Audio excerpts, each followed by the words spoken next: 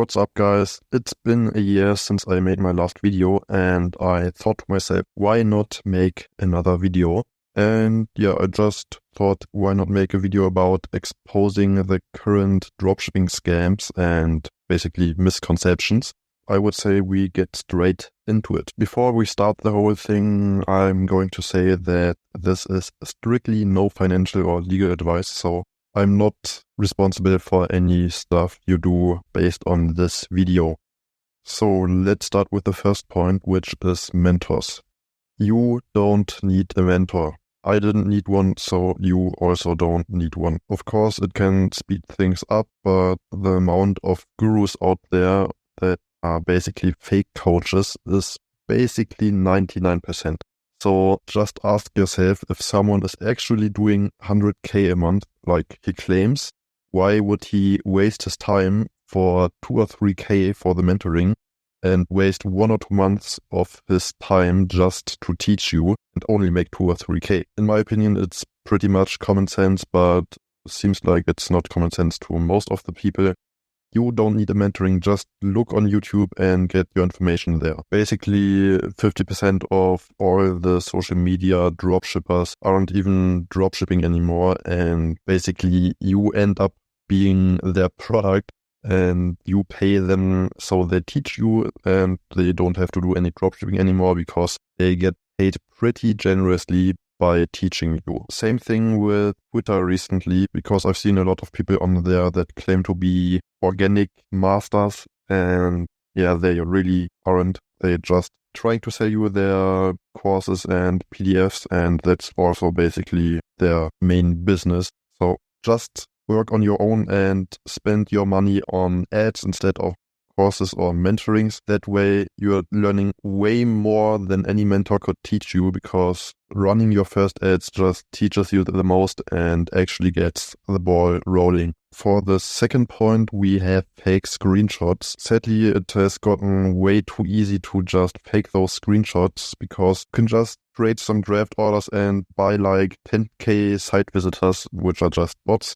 and that will basically make your screenshot look 100% real. You can't tell the difference. So yeah, if I were you, I wouldn't trust any screenshots from Shopify dashboards nowadays. The worst thing about those draft orders and buying traffic is that those guys who do that can even hit refresh on their Shopify dashboard and it will still show up. So yeah, you can't do that with Photoshop or something like that. So yeah, it's bad. Next, we have ad strategies. And the most important thing about ad strategies is that there is no ad strategy that basically outperforms all the other ad strategies. It's basically just nonsense. The highest change I've seen from changing an ad strategy was like 5% more revenue, and that's already on the really top end. Most of this stuff doesn't work at all, so don't bother even paying a single dollar to buy someone's strategy, because it's just not worth it. And yeah, as I said, there's no the one ad strategy that will turn your shitty product into a winner out of nowhere. And all that matters is basically just your ad and your products and a little bit of your landing page. But we will get to that in a couple of points later. The next point is product testing, and please just stop watching these top 10 winning products of whatever month videos. Because first off, those are mostly completely bad products and will never be a winning product. And even if they put a good product in those videos, you will have 100 or 200 people instantly trying to sell that product, which will basically completely wipe any chance of you scaling that product. It basically all comes down to just test, test, and test. Everything else doesn't matter. And some people just find a winner instantly on their first product test, and some find it after 50 product tests. It's a little bit of luck involved. Of course, you get better after some time, but yeah, even me, if I test products, I am not hitting a winner instantly either. Basically, you have two different ways of approaching product testing. The first way, which is the easy way, is that you don't reinvent the wheel and just test products that already work, so others already either scaled them in the past or are currently scaling them, because you can just use the content from the competitors and run ads with their videos and basically copy their landing pages, so you don't have to get any custom content, at least for the testing phase. If you're trying to scale, of course, get custom content made, because otherwise you will just get a DMCA and your product is wiped out. By the way, if you struggle with false DMCAs, I just recommend to stop using Shopify. It's as simple as that. No other shop software has the same problems as Shopify. Just use anything else and you will have no problems. The second way, which is definitely harder but has a higher chance of giving you a complete crazy return on ad spend and can basically go unlimited scale, which is to find untapped products on either, I don't know how to spell it, but it's Taobao or 1688, because those are the products that actually get listed by the actual factories. Products on AliExpress aren't actually the factories. All sellers on AliExpress are also just dropshippers that buy from one of those two sites, so Taobao or 1688, and then basically ship the products from that factory to their warehouse and then send that product out to you or your customers, because those sites, either Taobao or 1688, are basically just an AliExpress for China only, because most of those factories don't send worldwide. That's why suppliers are needed that buy those products through their warehouse and then ship those products to your customer. That's also why it's cheaper to try and get a contact directly from the factory instead of using a normal supplier. But of course you have the drawdown of the factory just having those one or two products that are in their niche. And yeah, your supplier can source any product out there from any factory. So yeah, both have pros and cons. Another drawdown of the second way is that you have to first use image ads of just the product and just edit them, because there is no other content that you can get anywhere, because most of the products are just completely brand new. So you 100% won't be able to find product videos on TikTok. So you either have to use image ads, which by the way perform great on Facebook. You just need to edit them in a good way and put text on them and all that stuff. And then you can test those products. And if they turn out to be profitable, just try to get UGC or just general creatives made for your product as fast as possible, because you don't want any competition. So yeah, get content as fast as possible. Same way with the product images on your landing page, and maybe hire a copywriter to make your product description nice. But yeah, in general, you would have to pay more for content with the second way, but you have the upside of finding a complete untapped 7 to 8 figure winner. If you feel like you have tested everything that you can and nothing seems to work, maybe just try it and test in other countries. Selling in USA, for example, is so competitive. Of course, you can scale unlimited in the USA, but yeah, just try to sell in other countries, but wait for the next couple of points, because I'm talking more about that in those points. The next point is Shopify themes, or just themes in general. They are just so overrated, and everyone thinks that, oh, maybe this theme would turn my product into a winner, but it won't happen. The theme won't change your profitability out of nowhere and skyrocket your product to the next level. That's just not what's happening. I've even had it that paid themes perform worse than actual free themes. So yeah, just stick with one theme and try and scale with that one. And if you end up scaling a product, there's always time for that later. And yeah, you don't need paid themes. The biggest changes I've seen in conversion rate was like 1 to 5%. And yeah, as I said, it can also get worse. So yeah, don't go crazy about your theme and just get free theme like Dawn. With funnels, it's a little bit different, because you try to squeeze out every last penny out of your customer as hard as possible, and you just A and B test 24/7 just to get the highest conversion rate possible. But with funnels, you can definitely get a higher conversion rate than with normal shop landing pages. But in my opinion, funnels have a small problem, and that is that they basically feel like a one-pager. So your whole brand basically looks like one page and doesn't really look like you can browse around the site. And in my opinion, it hurts the brand image a little bit. Funnels often do great with software stuff or mentoring stuff or just services in general. But when it comes to an online shop, I would rather stay in just a normal shop landing page. If you desperately want to try and get every last penny out of your customer, you can still use a page builder like Pagefly on Shopify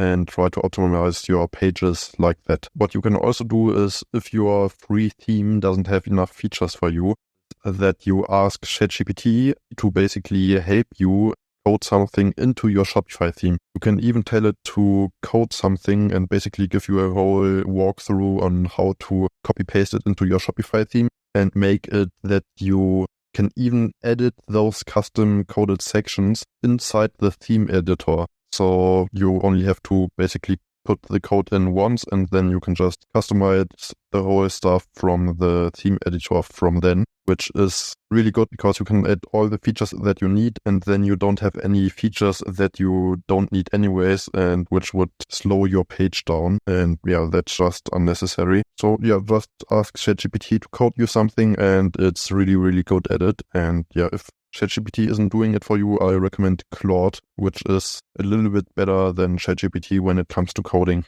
The next topic is actually a really hot topic since 2 years, which is zero VAT setups. So VAT is just a tax that you have to pay if you sell anywhere inside the EU. Most of those VAT gurus just tell you they can get rid of the VAT for you completely, and that's just wrong, and I will explain you why. The only actual VAT setup that would work would be in the Netherlands, but you have to realize that's only if you sell to the Netherlands. So if you're living in the Netherlands, then it doesn't automatically mean you can sell into any EU country you want and don't pay any VAT. It's just for the sales inside of that country. But yeah, most of those VAT gurus will just tell you it works. I will just talk you through how those guys actually tell you that you can pay zero VAT. Let's say you go on a call with one of those VAT gurus and they will tell you can pay zero VAT in other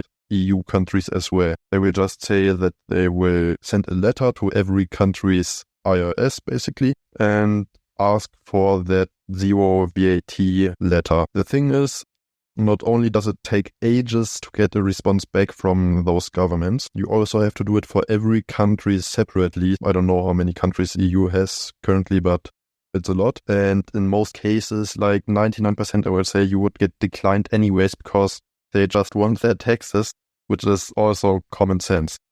And once the VAT guru talks you through that whole thing that he could do it with those letters and all that stuff, and you say, nah, it's not good, then he will tell you, okay, we can do it another way. And will probably smile while he's saying that, because he will never say what he's actually telling you right now, that it's illegal. He would never say it, of course, but he would basically help you set up a company under someone else's name. The thing is, your name won't be public anywhere, but somewhere inside the company, your name will be written because you just need ownership of the company, because otherwise the guy that you created the company under will just be able to take your money, which is not really that good for you. And then the thing is, let's say you would sell products under that company. So not only are you doing tax evasion, but you are also doing money laundering, and at that point you have 2 or 3 felonies under your name because it's illegal, like I've said for the past years, but some people just don't want to listen. I'm telling you now, it's illegal. I'm not saying it's impossible, but it's illegal.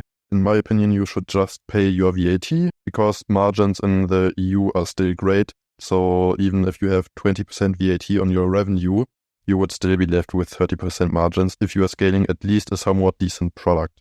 The next point is selling replicas, which seems to be, I don't know, like a new wave or something, because it seems like everyone is doing it nowadays. And it's so dumb and dangerous because some people even run it on their own name, which is just so dumb because you will get a lawsuit so fast. It's so dumb, and I even know some people who got a lawsuit like that and they didn't even do a lot of revenue, so it's definitely not worth it, at least doing it under your own name. Then on top, most processors that will actually allow you to sell those kind of products will have super high fees. I'm talking like 5 to 10%, so more on the high end definitely. And most of those processors will also on top have so bad cart decline rates. So you are losing out like 50% of your revenue anyways. And most people think like, okay, they will just sell a replica and just print money. But even with replicas, you still have to test products, and not every replica automatically prints you money.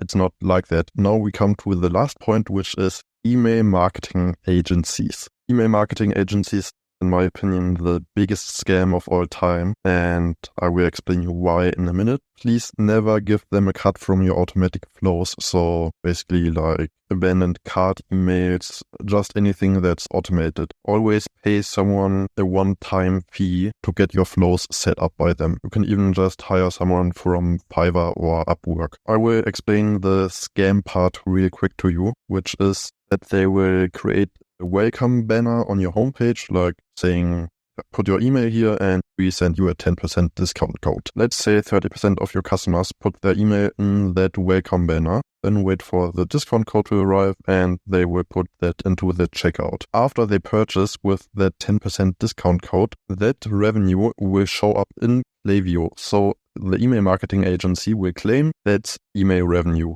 which is wrong, because it's not. At that point, you will lose a lot of money because the agencies also want a cut from that flow revenue, from that welcome banner. I will just give you a quick example calculation. Let's say you generate 10K revenue. 30% of your revenue of your customers order with the discount code from the welcome banner. So 3K of those 10K revenue come through that banner. And since they get a 10% discount, you are already down $300.